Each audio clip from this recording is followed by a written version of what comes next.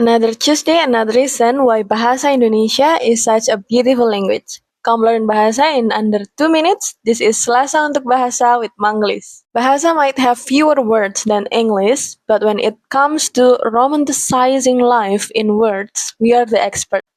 For example, child is anak in Bahasa, but we also call our children as buah hati or permata hati.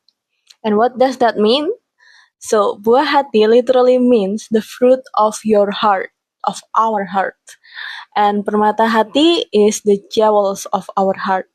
Isn't it just beautiful that we describe our children with the treasure that fills our whole hearts? Drop a heart in the comment if you agree, and follow Manglis to make learning Bahasa Indonesia more meaningful. This is Selasa untuk Bahasa with Manglis. I will see you again next Tuesday.